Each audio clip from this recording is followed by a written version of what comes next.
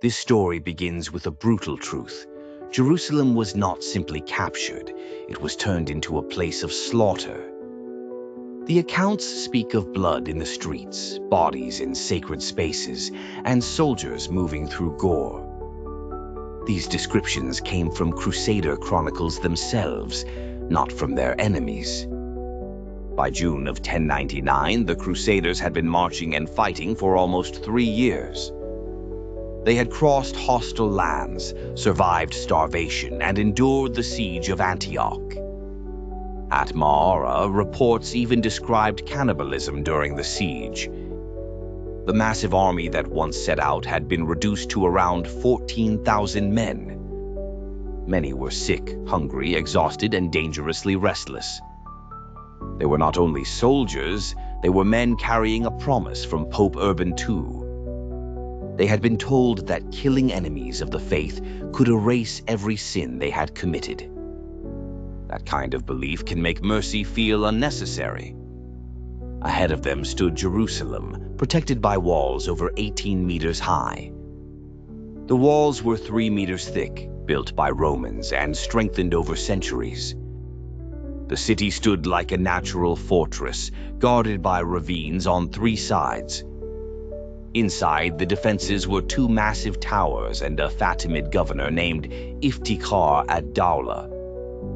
He poisoned wells outside the city and drove away livestock. He also expelled Christian residents, trying to prevent help from inside the walls. But he allowed the Jewish population to remain, seeing them as civilians. The Crusaders knew time was running out. An Egyptian relief army was already coming. With little timber nearby, they dismantled ships at Jaffa and dragged the wood inland.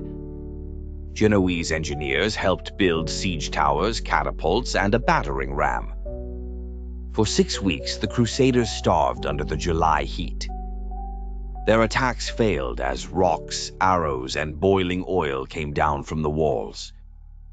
Then, on July 15, 1099, Godfrey of Bouillon's men reached the north wall, dropped a bridge, and broke in. When the gate opened, restraint collapsed. What entered Jerusalem was not an army calmly taking prisoners. It became a frenzied hunt through the streets for 2 full days. Muslim defenders retreated to the Temple Mount, hoping sacred ground would protect them. But there was no sanctuary there. Raymond of Aguilers, a Crusader eyewitness, described riders moving through blood up to their knees and bridles.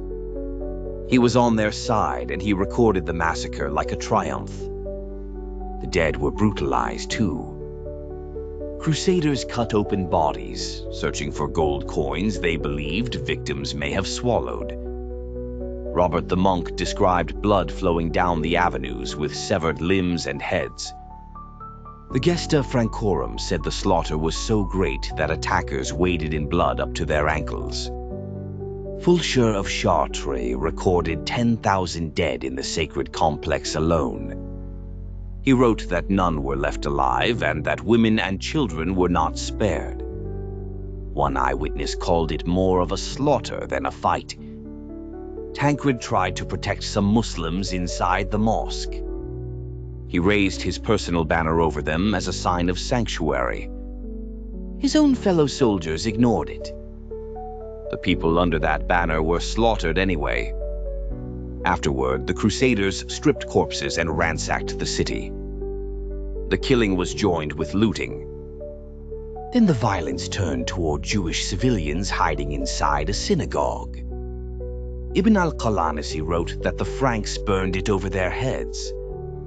Some accounts say Crusaders encircled the burning building while singing hymns.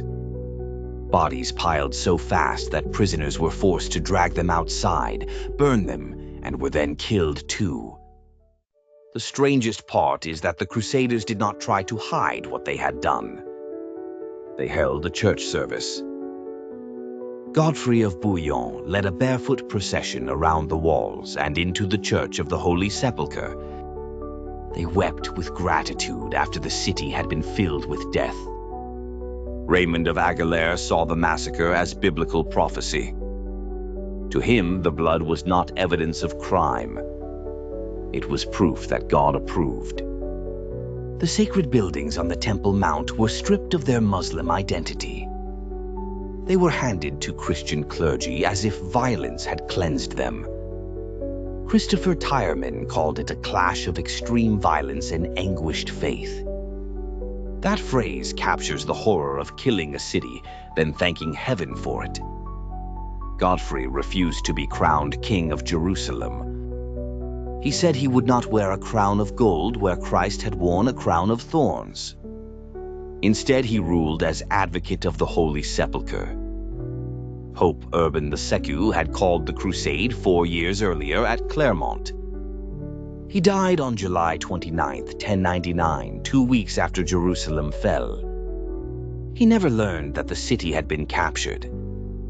He also never learned how it had been captured. The soldiers on the ground knew what they had done. They wrote it down in graphic detail.